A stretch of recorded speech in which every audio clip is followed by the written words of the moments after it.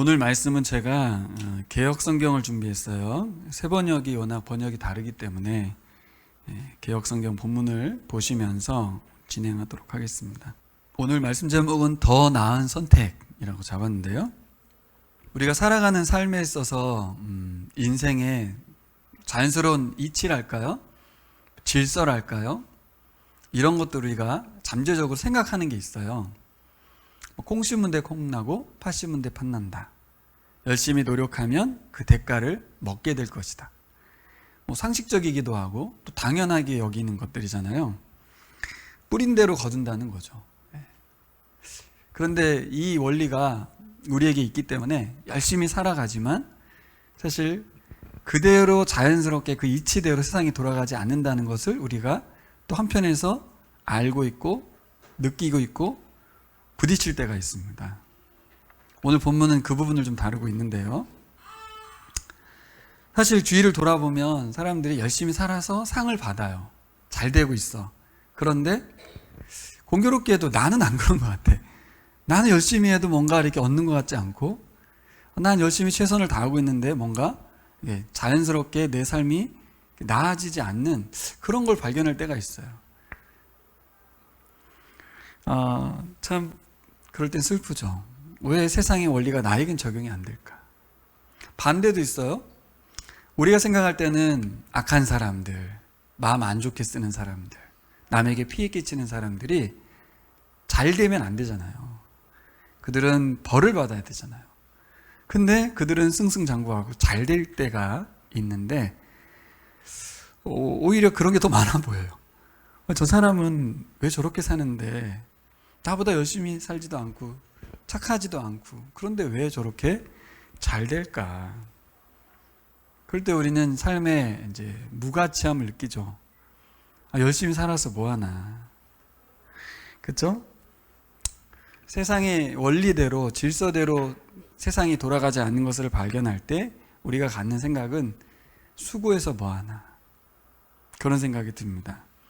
그러면 우리의 반응은 어떻게 돼요? 적당히로 가는 거죠. 적당히. 무슨 일을 하든지 사람을 대할 때도 적당히 살아가게 됩니다. 그게 지혜 같고 그게 현명해 보여요. 그렇지 않습니까? 오늘 본문도 꼭 그런 것 같아요. 18절 넌 이것도 잡으며 저것에도 내 손을 놓지 않는 것이 좋으니 이렇게 말하면서 적당히 양쪽 다 잡아라 이렇게 들리잖아요. 성경도 이렇게 말하는 것 같아. 그렇죠? 16, 17절 지나치게 의인도 되지 말고 지나치게 지혜자도 되지 마라. 어찌하여 스스로 패망하게 하겠느냐. 봐, 성경이 써 있잖아. 적당히 하래. 적당히. 지나치게 악인이 되지도 말고 지나치게 우매한 자도 되지 말라. 어찌하여 기한전에 죽으려고 하느냐. 그러다가 일찍 죽는다 막 이러면서. 여러분, 세상 사람들은 그래서 이걸 지혜라고 말해요. 그리고 이 본문에 대한 오해를 하면 하나님도 이렇게 살라고 말씀하시네? 우와, 우리가 바라던 말씀이 써 있는 거예요. 그래, 이렇게 살아야지. 과연 그럴까요? 우리 그리스도인들은 과연 이런 부조리한 상황, 또 질서대로 이루어지지 않고 악인이 흥황하고 의인이 핍박받고 고난받는 상황을 만날 때 우리의 반응이 세상의 사람들의 지혜처럼 적당히, 그렇죠? 너무 수고하지 않고 나의 것을 좀 챙기면서 그렇게 살아가야 될까요? 다 알잖아요. 아니에요. 그리스도인이 그러면 안 돼. 하지만 왜 안 되는 거지? 그런 게 우리 속에 있잖아요. 남들 다 저렇게 사는데 그리스도인이 굳이 희생하고 잘 되지 않는데도 계속 참아야 되는 이유가 뭐냐는 거죠. 잠언이나 전도서를 보면 잠언과 전도서는 좀 상충되는 부분이 좀 있어요. 잠언은 노력하라고 하고 의롭게 살라고 말하는데 전도서는 다 부질없다.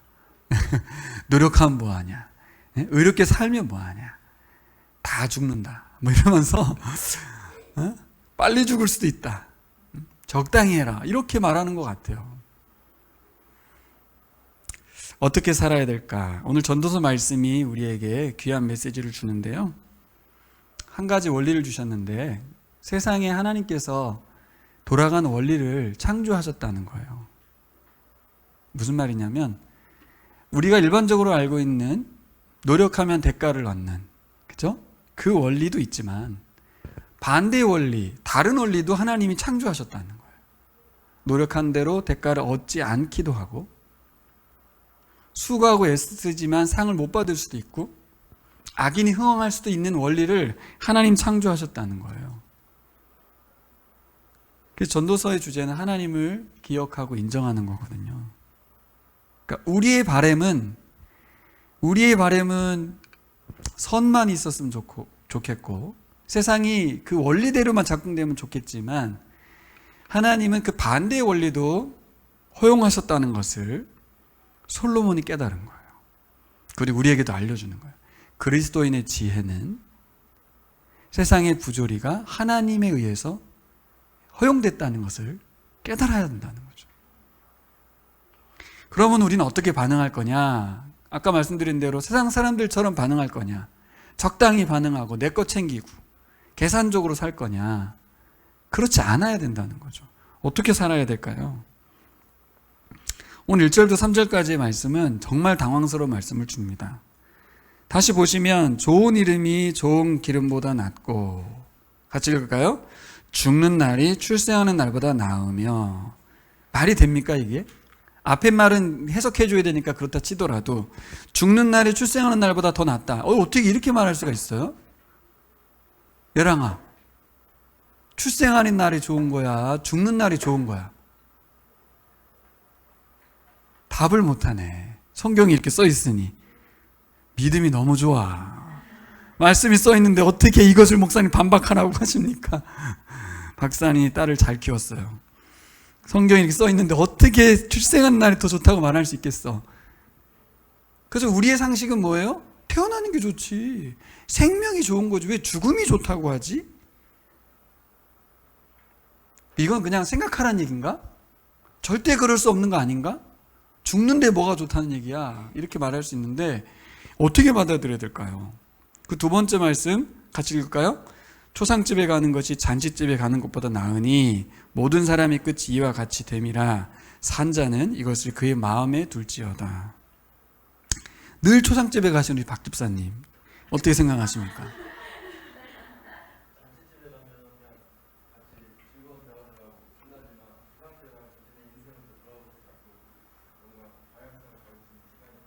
네, 아버지가 설교를 해주셨네요.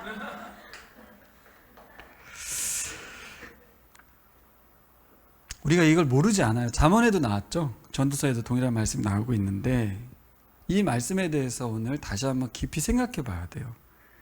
우리 박사님 말씀하신 것처럼 이건 그리스도인의 상식이에요. 사실 잔치집보다는 초상집을 가라. 근데 제가 이것을 놓고 묵상해 봤습니다. 여러분은 어떻게 생각하셨어요? 그렇지.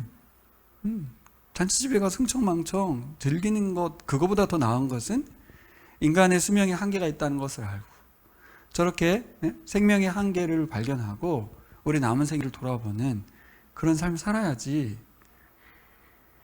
맞습니다. 그러라고 성경은 말하고 있어요. 오늘 보면 출생이 죽음보다 더 낫다. 웃음이 울음보다 더 낫다. 좋은 기름이 좋은 이름보다 더 낫다. 이게 상식이잖아요. 근데 전도서는 반대로 이야기하고 있어요. 그러면서 지혜로운 사람이라면 처음보다 끝을, 출생보다 죽음을, 잔치집보다 초상집을, 웃음보다 울음을 더 선호한다고 말하고 있습니다. 이런 사람들은 이상한 사람들이잖아요. 그렇죠? 웃음보다 울음을 더 선호하다니. 근데 참 일단 이 전도서의 지혜에 대해서 우리가 생각해 봐야 되는데 우리는 과연 지혜로운가? 이런 생각이 들었어요. 이 전도서가 말하는 대로 우리가 이것을 더 낮게 여기고 있는가? 저도 그렇지만 그렇지 않아요. 웃음이 더 좋고 출생이 더 좋고 좋은 기름이 더 좋죠. 당연히 상식적인 이야기인데 이것을 반대로 이야기하고 있는 것을 우리가 성경을 읽었지만 과연 우리가 동의가 되고 지혜롭게 그것을 더 좋게 여기고 더 좋은 쪽을 선택하는지는 생각해 봐야 돼요. 이 말씀 어떻게 받아들여야 될까? 늘 부정적이고 안 좋은 상황을 염두에 두며 행복이 오면 언제 불안이 오고 언제 괴로움이 올까를 늘 생각하라는 그런 얘기인가요? 그게 지혜자인가요? 그 사람 입에서 나오는 말마다 막 행복한 순간에 늘 초치는 거지. 야, 죽을 수도 있어. 야, 좀 있으면 위험이 올 수 있어. 막 이렇게 말하고 다니는 사람을 지혜자라고 말할 수 있어요?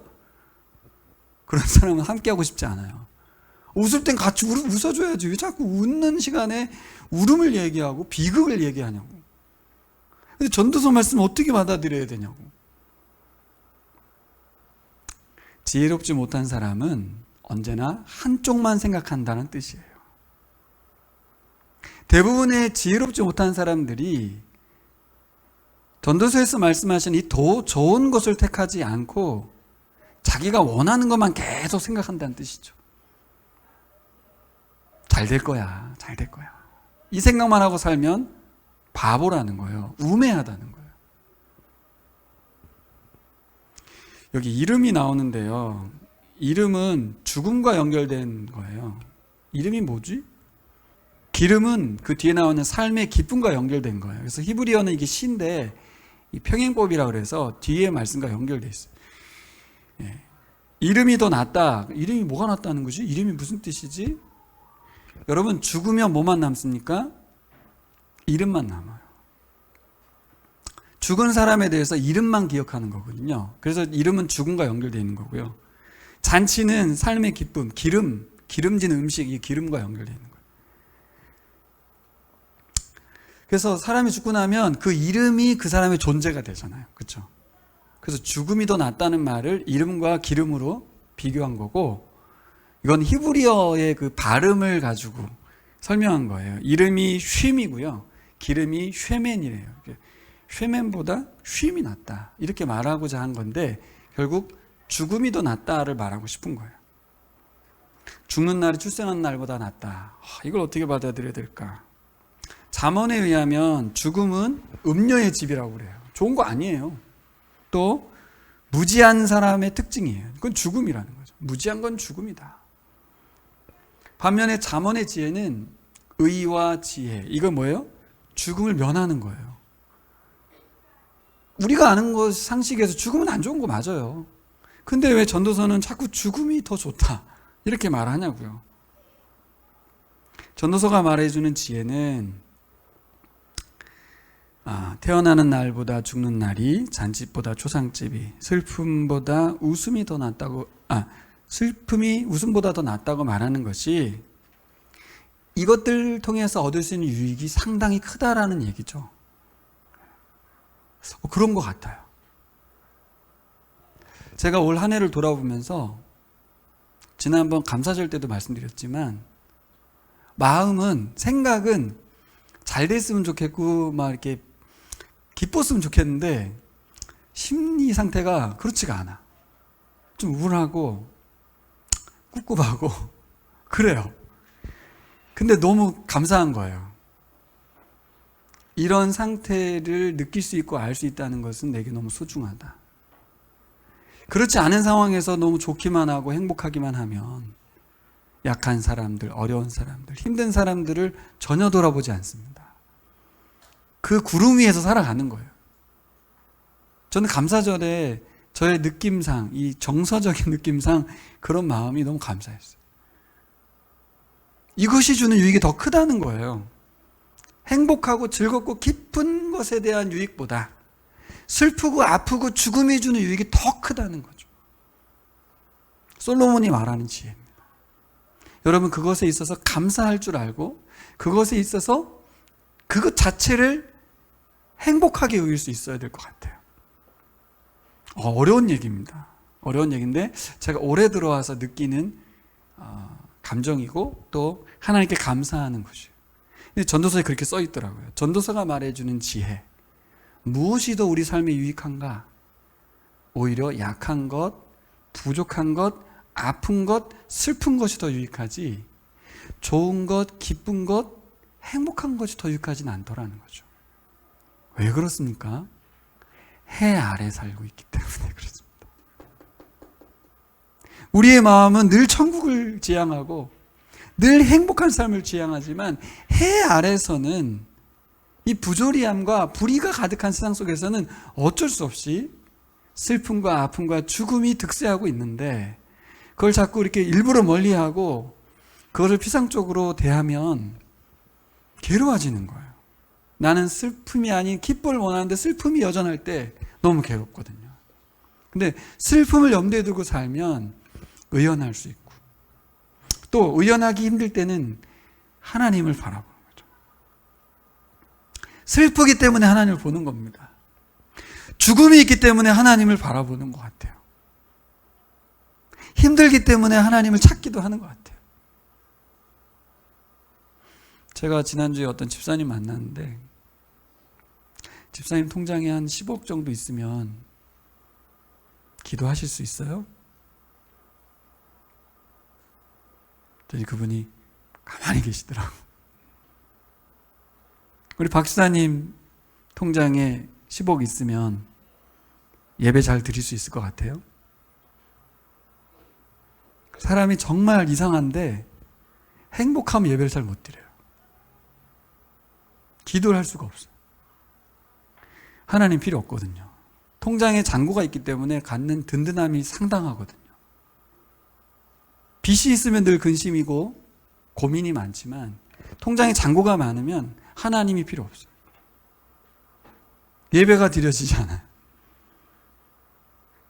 굉장히 당당하고 좋기는 한데 그 삶의 하나님과 관계는 끊어집니다. 참 아이러니하죠.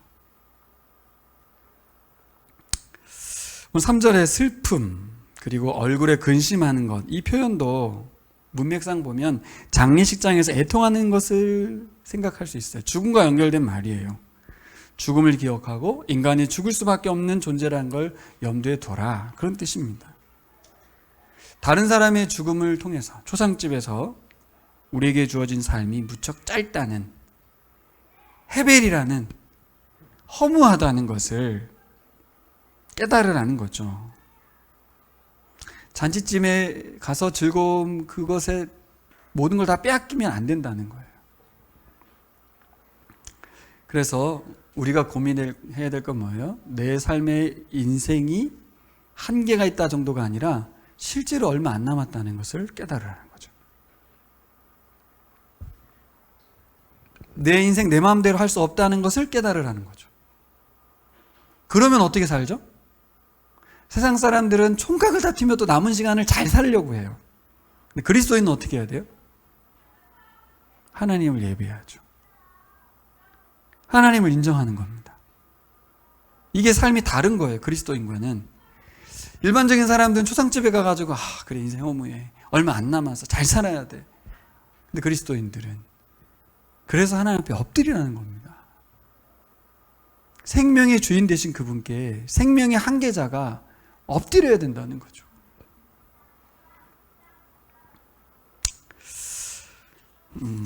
제가 이번 말씀을 묵상하면서 아까 제가 서두를 던진 것처럼 저희가 장례식장을 많이 가잖아요. 뭐 직업상 장례식장을 찾는 우리 박 집사님도 그렇고, 과연 우리는 그 장례식장을 어떤 마음으로 갈까? 잔치집보다는 상갓집을 가라는 것에 대해서 잘 알고 있어요. 가는데 우리는 어떤 마음으로 가는가? 가능하면 결혼식장보다는 장례식장 꼭 가려고 해요. 왜요? 그분에 대한 조문 때문이에요, 사실. 위로해주고 싶은 거고, 또 가야만 할 것 같아, 관계상. 그런데 과연 이 전도서가 말하는 지혜를 추구하는가는 다른 관점이에요. 실제 가서 조문을 하고 조의금을 주고 함께 해주고는 오는데, 과연 여기서 말한 것처럼 삶과 죽음을 생각하고 하나님을 생각할까? 그 슬픔을 위로만 하고 오는 건 아닐까? 과연 그 상갓집에 가서 우리가 지혜를 얻고 지혜자로서 돌아서냐는 거죠. 그 상갓집을 자주 가는데 우리가 거기에서 하나님을 생각하냐는 거예요. 내가 어떤 존재인지 발견하며 예배가 회복되고 관계가 회복되냐는 거죠. 그러니까 상갓집 가는 거나 잔치집 가는 거나 큰 차이가 없는 거예요, 사실. 이 오늘 말씀을 제대로 적용하지 않으면 그냥 가는 거예요. 출생과 죽음에 대한 차이를 발견하지 못하는 우리가 스스로 우매자일 수 있어요. 제가 그래서 처음에 우리가 지혜자일까요? 내가 지혜자여야 한다는 말도 아니고 되라는 말씀도 아닙니다. 말씀이 들린 사람은 지혜롭게 행동하겠죠. 그렇지만 이 말씀을 너무 잘 알고 있는데 그런가 보다 하고 말면 우리는 상갓집을 갔다 그냥 오겠죠. 지혜롭지 못할 수 있다는 말입니다.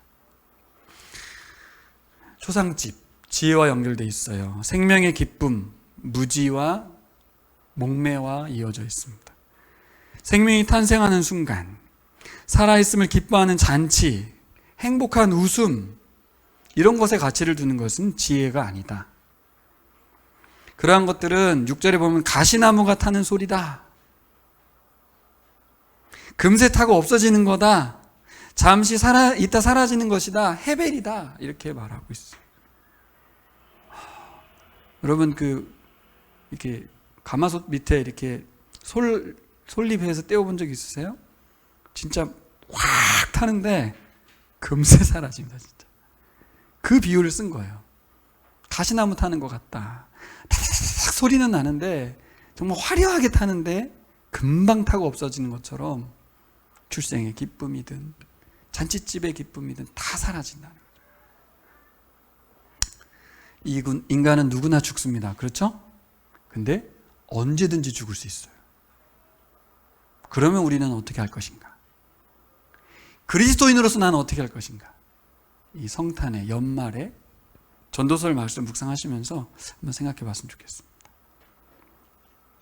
두 번째로 생각해 볼 건 8, 9절인데요. 같이 가볼까요? 8, 9절. 같이 읽겠습니다. 일의 끝이 시작보다 낫고 참는 마음이 교만한 마음보다 나으니 급한 마음으로 노를 바라지 말아라. 노는 우매한 자들의 품에 머무름이니라. 이 교만한 마음이 히브리어로 높은 영이래요. 높은 영. 그리고 급한 마음은 성급한 영 이렇게 말해요. 참는 마음은 긴 영이래요. 긴 영. 단번에 자신의 의견과 감정을 드러내는 것은 실수, 잘못된 판단할 우려가 높죠. 잘 알고 있는 거예요. 참는 마음, 긴 영을 가지라는 거죠. 시간이 걸리고 겸손과 절제가 필요한다. 그래서 시작보다 끝이 낫다는 거예요.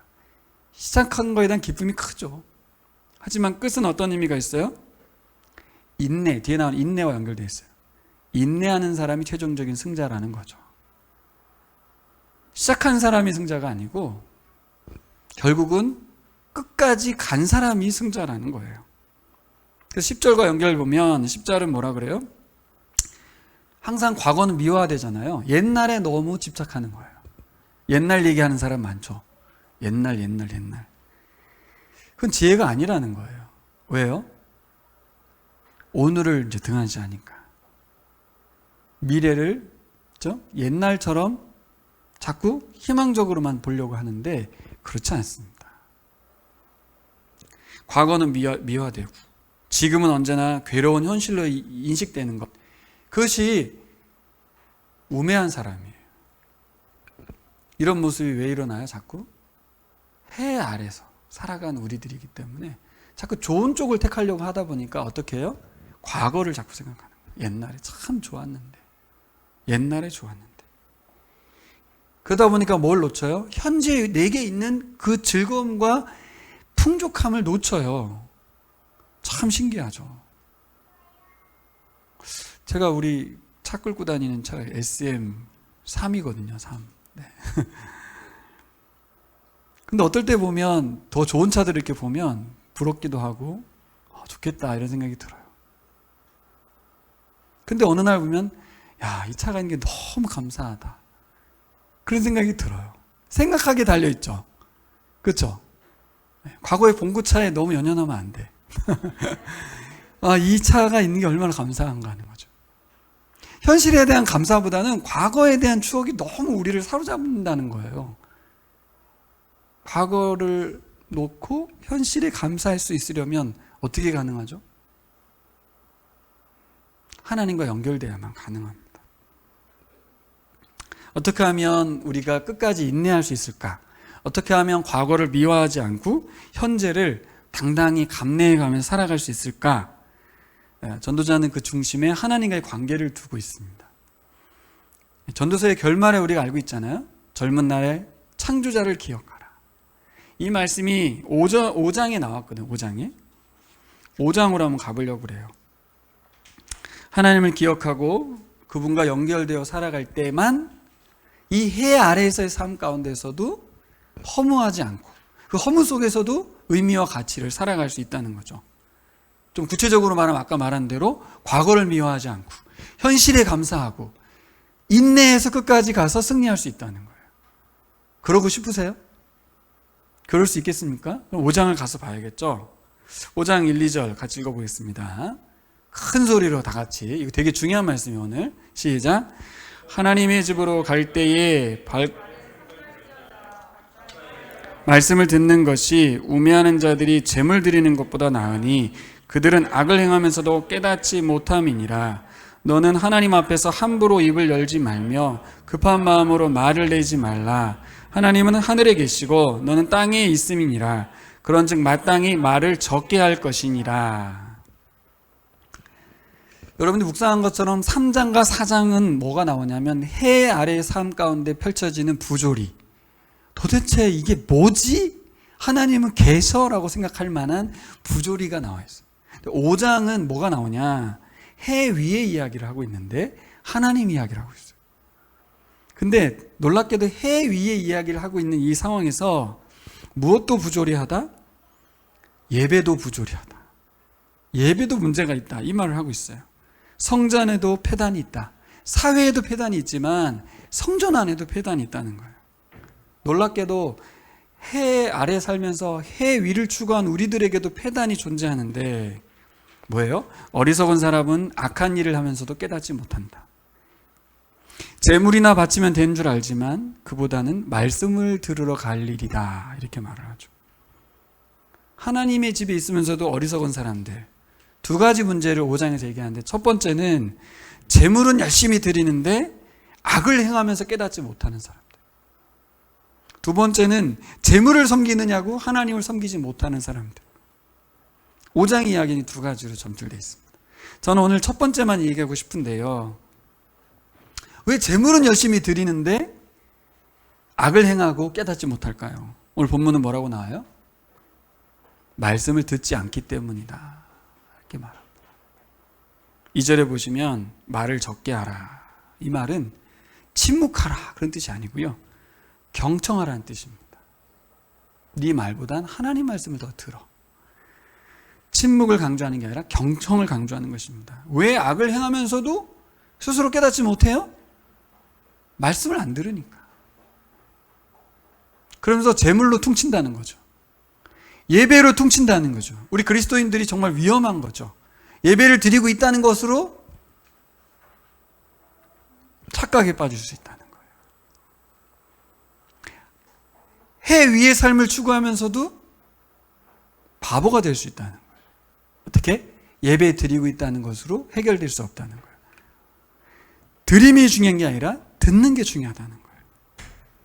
예배는 드리는 시간만이 아니라 듣는 시간입니다. 예배는 내가 하나님께 뭔가를 드리는 시간보다는 듣는 시간입니다. 듣는 시간. 1절에 말씀 듣는 것이 드리는 것보다 낫다. 더 좋은 걸 택하십시오. 뭘 막 드리고 하려고 할 필요가 없어요. 듣는 게 더 중요하다는 것입니다. 4절부터 보면 서원에 대한 이야기를 하고 있거든요. 서원. 사실 우리하고 먼 얘기.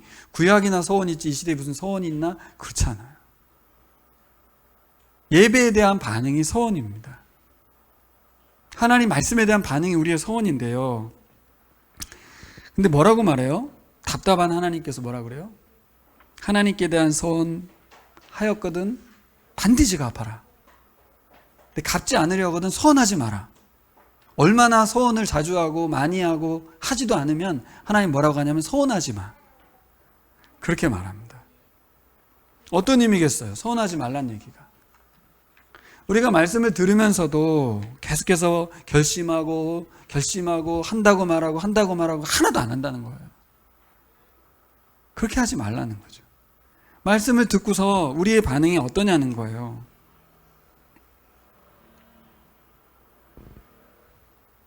얼마나 이게 반복됐으면 서운하지 마, 결단하지 마 이렇게 말씀하시냐고. 그렇게 살아보겠다고 다짐을 엄청 했는데 한 번도 그렇게 살지 않아. 온갖 소원을 담아서 맹세하는 사람들보다 어떤 사람이 더 나은 거예요? 말씀을 잘 듣고 그 말씀 하나에 순종하는 사람이 낫다는 거예요. 온갖 미사역을 동원한 결단과 포장을 하지 말고 말씀 하나 들은 것에 순종하고 살으라는 거죠. 그럼 우리가 언제 서원하죠? 힘들 때 하나님께 기도하면서 하나님 이렇게 해주시면 내가 이렇게 하겠습니다가 소원이거든요. 근데 대부분이 형편이 나아지면 모른 척하죠. 분명히 서원했는데 하나님 제가 이것만 통과되면 근데 이게 통과가 됐는데도 불구하고 안 하죠. 왜 우리들이 예배의 실패를 볼까요? 왜 헛된 서원을 하면서 하나님께 무례하게 대할까요? 뭐가 없기 때문일까요? 7절에 말씀이 나와 있습니다. 7절 볼까요? 5장 7절입니다. 꿈이 많으면 헛된 일들이 많아지고 말이 많아도 그러하니 오직 너는 하나님을 경외할지니라. 이게 세번역 번역으로 가면 하나님을 두려워한다고 돼 있어요. 결국에 우리에게 뭐가 없냐면 하나님을 두려워하는 마음이 없다는 거죠. 하나님을 경외하는 마음이 없기 때문에 하나님 말씀에 대해서 가벼이 여기고 소원을 함부로 저버린다는 거죠. 전도서의 가장 핵심적인 주제는 하나님 경외거든요. 잠언도 마찬가지예요. 그러니까 하나님을 두려워한다는 건 단순히 무서워한다는 게 아니죠. 하나님을 하나님으로 인정한다는 거예요. 그러면 말씀을 순종해도 되고 안 해도 되는 게 아니죠. 그분에 대한 부분을 인정한다면 우리는 말씀을 당연히 순종할 수밖에 없어요. 왜 순종이 안 되냐? 하나님에 대한 이해가 얕기 때문이에요. 종교인이기 때문인 거죠. 뭐예요? 드리는 것에 열성내고 듣는 것에 가볍기 때문이에요. 하나님 말씀 우리가 얼마나 열심히 듣습니까? 묵상하시잖아요. 설교 들으시잖아요. 성경 공부 엄청 했죠. 여기 있는 설교 사실 모르지 않는 거잖아요. 우리가 안 듣고 있어요. 근데. 왜요? 하나님 경외하는 마음이 있어야 들리거든요. 그 말씀에 대해서 내가 하나하나 아차 잔치집 가는 것보다 상가집 가는 게 좋다고 하셨는데 적용해 보세요. 그냥 가잖아요. 그냥. 왜 그게 더 좋은지, 하나님 무엇을 위해서 거기 가서 생각하라고 하신 건지, 그거를 놓쳐버리면 말씀이 흘러가는 거잖아요. 결국엔 하나님을 두려워하는 마음이 없는 우리들에게 경고를 주는 거죠. 하나님 두려워하는 마음이 없으면 소원 함부로 하고 드리기 바쁜 예배, 들음이 없는 예배가 된다는 것입니다. 하나님을 인정하고 그분을 경외한다면 어떻게 달라지죠? 이 세상의 질서가 제대로 작동되지 않는 상황 속에서도, 부조리를 만나는 상황 속에서도, 폐단을 만나는 상황 속에서도 그는 샬롬을 살아갈 수 있어요. 이게 하나님 주시고자 하는 복이죠. 서양 사람들은 괴로워해. 그리스도인들도 괴로워해.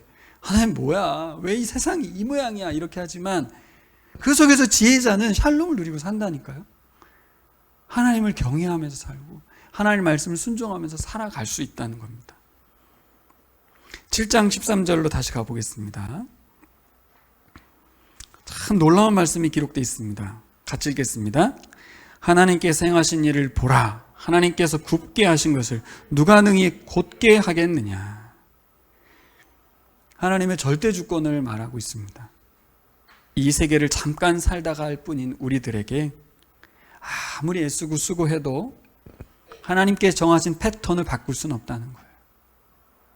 우리가 원한다고 해서 세상의 부조리가 사라지는 것도 아니고, 노력한다고 죽음이 늦어지는 것도 아니며, 우리는 사실 아무것도 할 수 없다는 것을 깨달아야 된다는 거죠. 하나님 앞에 정말 철저히 아무것도 아니라는 것을 깨달아야 된다는 것이죠. 좋은 날도 나쁜 날도 모두 하나님이 만드셨다는 거예요. 그 좋은 날에 미치면 안 되고, 나쁜 날에 너무 괴로워해서도 안 된다는 거예요. 좋은 날에도 하나님을 경외하고, 나쁜 날에도 하나님을 경외하는 걸 택하라는 것이죠. 그럴 수 있겠습니까? 그래서 주일 예배가 되게 중요한 거예요. 다른 예배는 우리가 막 선택하잖아요. 갈까 말까 갈까 말까. 하지만 주일날은 꼭 가잖아요. 그것이 우리를 살려요. 별거 아닌 것 같은데, 예배에 참여하는 것이 아무것도 아닌 것 같은데, 신기하게도 예배 자리에 나와서 말씀을 흘려듣는 한이 있더라도 그 예배는 우리를 살려내고 있습니다. 참 기가 막힌 거예요. 내가 온 건 줄 알았는데 하나님이 데려온 거고, 끊임없이 사단은 우리가 예배드리지 못하게 하고 있는데 하나님 우리에게 은혜 베풀고 계신 거예요. 왜?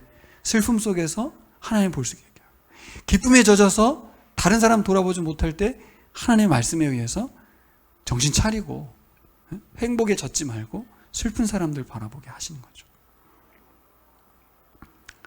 근데 너무 재밌는 건 13절이 표현을 잘 보세요.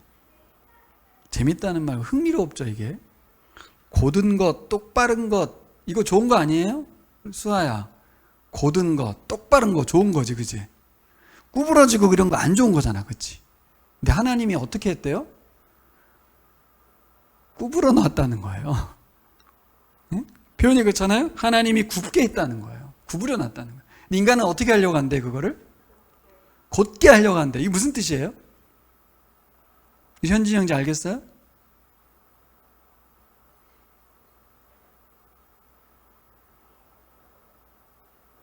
하나님이 굽게 해놓은 걸 인간이 곧게 하려고 한대. 자, 이 기가 막힌 말이죠. 사실 이 세상에 슬픔이 없고 죽음이 없으면 우리는 하나님께 나아가지 않습니다. 제가 아까 통장에 잔고가 많으면 기도하지 않는다고 한 것처럼 하나님 일부러 그렇게 해놓은 거예요. 죽음이 있고 슬픔이 있고 아픔이 있고 굽혀놨다니까. 근데 인간은 이거 아닌 것 같은데 왜 하나님 이렇게 하셨지? 왜 이게 이렇게 돼 있어? 똑바로 해야지. 이렇게 하면 되냐고. 그걸 말해주고, 인간이 얼마나 교만한지, 하나님 틀렸어요. 하나님 이걸 왜 곧게 안 만들고 굽게 하셨어요? 라고 한다는 거예요, 계속. 우리의 기도가 혹시 그렇지 않습니까? 막 따지면서 하나님 이거 뭐예요? 이러면서. 근데 아무리 인간이 노력해도 하나님 굽게 한 걸 곧게 할 수 없다. 우리가 볼 때는 하나님이 틀리고 우리가 맞은 것 같을 때가 많다는 거죠. 그 얼마나 이 전도서 기자가 고도의 말씀을 전한 거예요. 우리가 얼마나 하나님을 경외하지 않으면 구겨놓은 거를 자꾸 이렇게 피려고 하냐고요. 14절과 17절 읽어가면서 마무리해 보려고 합니다. 같이 읽어볼까요? 시작.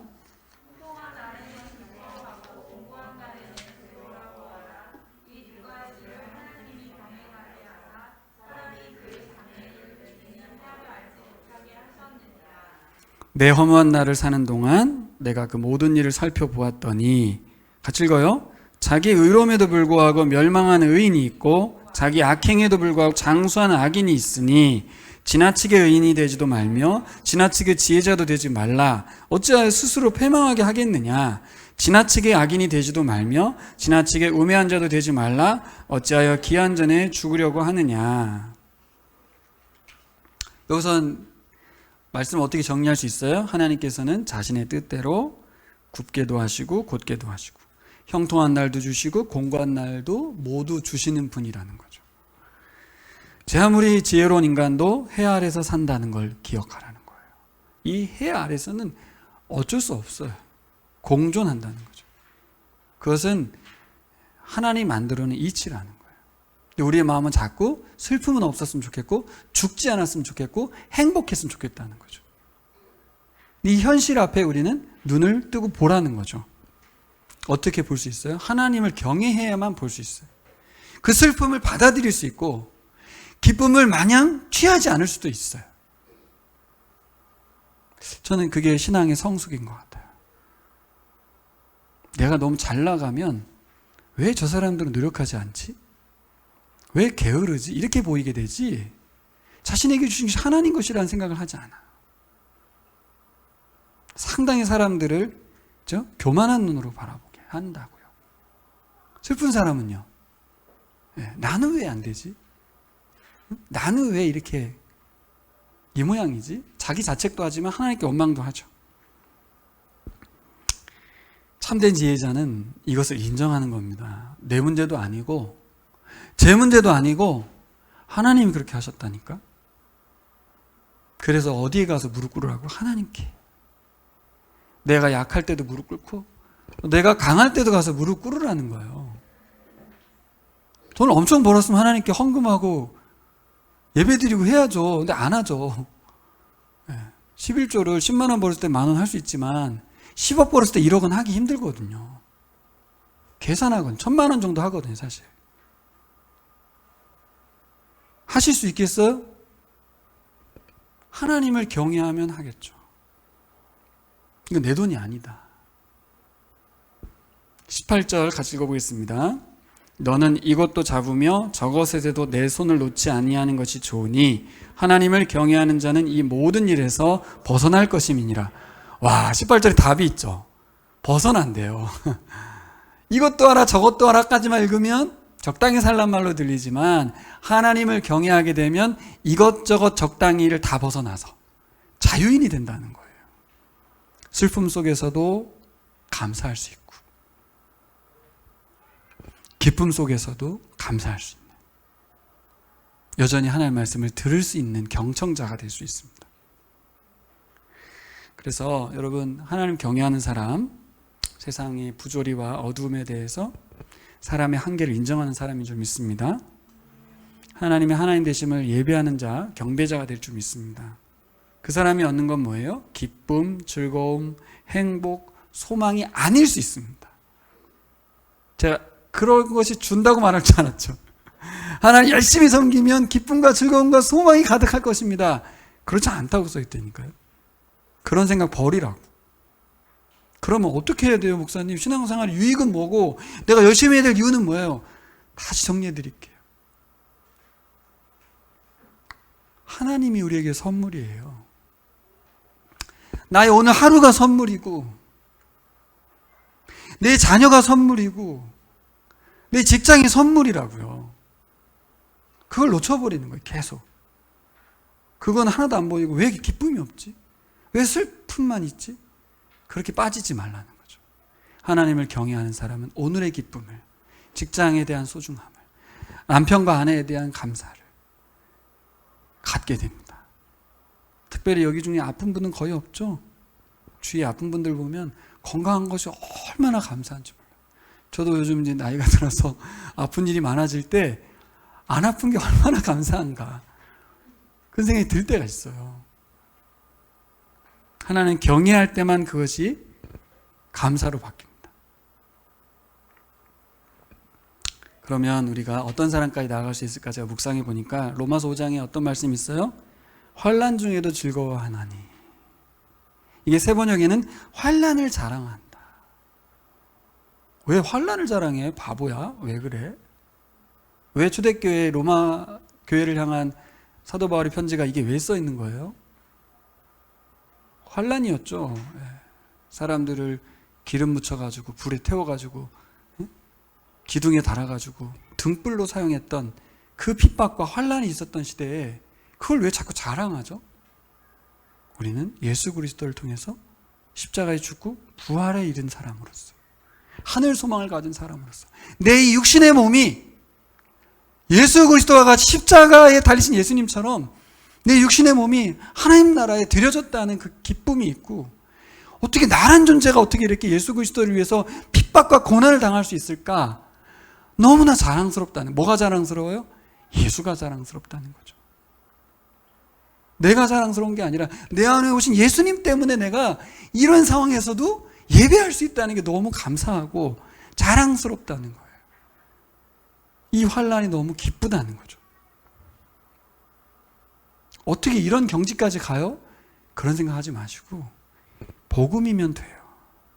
예수님과 하나 되고 예수님 우리 안에 충만하면 의로운 고난 중에도 하나님께 감사할 수 있고 예배할 수 있습니다. 전 여러분들이 일상생활에서 작은 감사를 넘어서 이제 로마서 5장의 상태까지 예수님 우리를 만들어 가시고 계세요.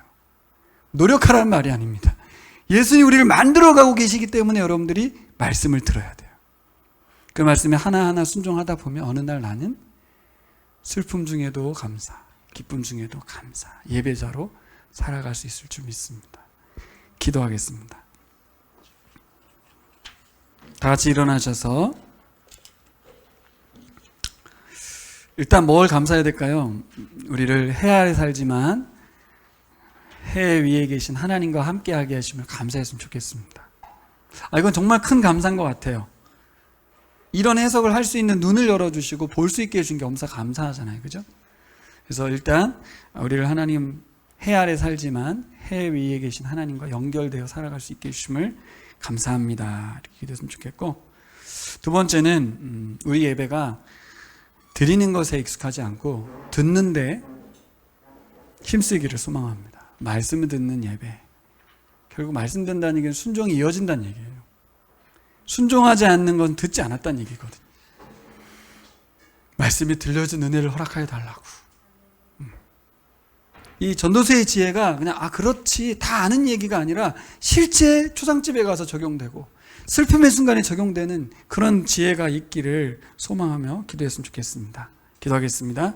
지금은 우리 주 예수 그리스도의 은혜와 하나님 우리 아버지의 그 크신 사랑하심과 성령님께서 우리 안에 거하시면서 일하고 계신 그 능력이 살아가면서 당하는 부당하고 억울하고 힘들고 괴로운 삶에 매이지 않고 하나님이 정해놓으신 세상의 원리를 인정하면서 순종하며 살아가기 위하여 하나님 말씀을 듣는 예배자로 살기로 결단한 나말의 교들 머리 위에 지금으로부터 영원토록 함께 있을지어다. 아멘.